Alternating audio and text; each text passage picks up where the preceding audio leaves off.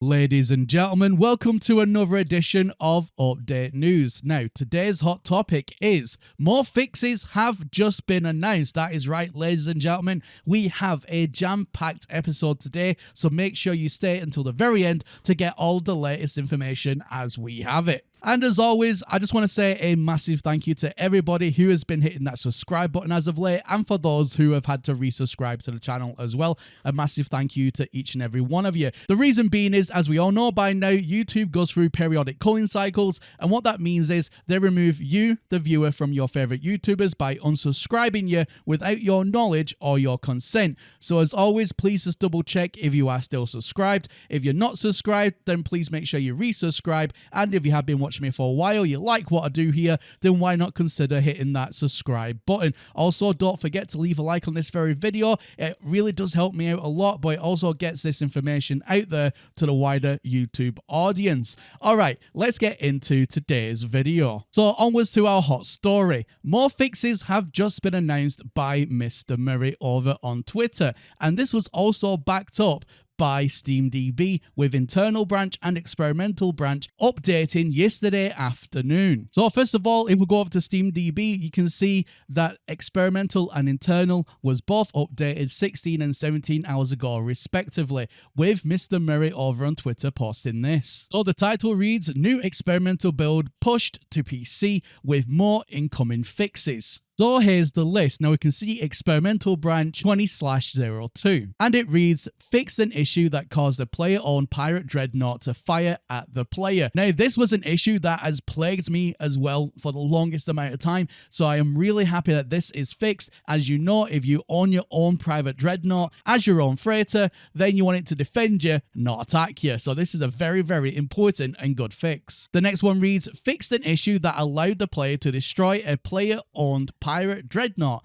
So that's been patched now, fantastic. "Fixed an issue that could result in a player-owned pirate dreadnought fragmenting and duplicating many times." Now, you've all seen my videos of that happening. It is a spectacle to watch. However, I am really glad that this is fixed, because it's a buggy mess, and 9 times out of 10, you'll either go down to 1 or 2 FPS or you'll just crash out outright. So this is a very good fix as well. Promoted usable resources to the top of the list when selecting items in the chargeable deplorables, which again, a good fix. Fixed an issue with the Atlas Station audio. Fixed an issue where the hangar of a player-owned pirate dreadnought could appear to be that of a normal freighter. And finally, fixed a rare issue when trying to locate an autophage camp with the scan harmonizer while in an empty system.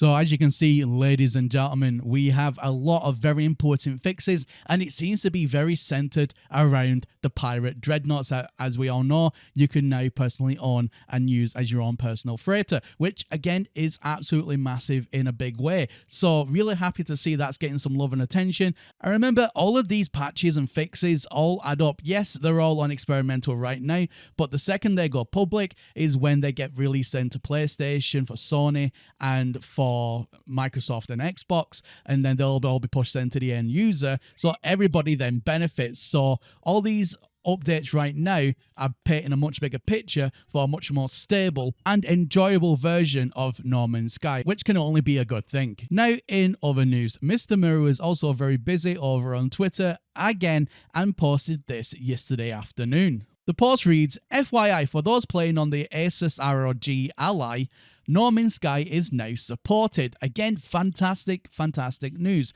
But it also goes to say, this is actually quite funny, we also fixed the Crew Motorfest inadvertently with the same fix at Ubisoft. Now, that's actually quite funny. How can a fix for No Man's Sky for the Asus ROG Ally also fix somebody else's game on top of that?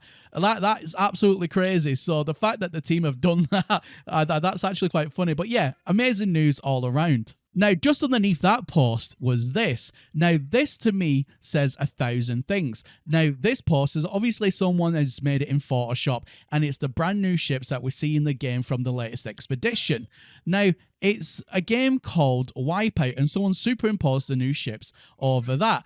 Now, why would they do that? Well, as we know, we are waiting for ship racing to be officially announced for No Man's Sky. Even though in the files of the game, when we've done deep dives and data dives, we know that these ships are all tagged as racing ships.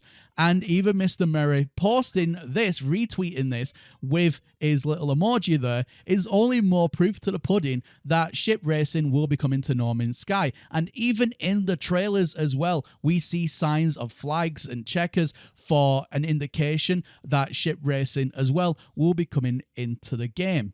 Now, the community feeling about this and ship racing coming to the game has been overly very positive. A lot of people are really for this idea. And I think the reason for that being is that the replayability factor that this presents for No Man's Sky, especially for late to end game users, is going to be very significant. It'll give people more things to do, more interactability with each other. And if they do implement it in such a way where maybe you can join a lobby where then you can matchmake, and then maybe everyone's like racing around predetermined tracks, and it could be a lot of fun. Now, depending on how many people can race around at once, I am hoping that they can get the multiplayer to work properly for this, and essentially they could have anywhere from 4 to 10 players all racing around the tracks and times, and there could be leaderboards, and there could be monthly or yearly kind of events where people can maybe win trophies that they can put onto the name or tag or whatever the case may be. I think that would be such an awesome and cool integration if they integrated something like this properly, or maybe even give the community the tools where they can make their own kind of like racetracks and speedways again, and then upload them for everyone to play and everyone to use as official tracks. Again, that would be amazing. But let me know in the comment section, where do you stand on racing coming to No Man's Sky? Are you for it or are you against it? Do you think it's a good idea? Do you think it's a bad idea? Also, let me know about what you think with the fixes. Do you think that the fixes that we've talked about over the last few days, do you think that's going to impact No Man's Sky in a big way? Or would you like to see some additional fixes? What fixes would you like to see? Let me know, comment section down below. Anyway, ladies and gentlemen, that is everything from me here today. And as always, my name is Professor Cynical, and I'll catch you all again in the next one. Bye for now.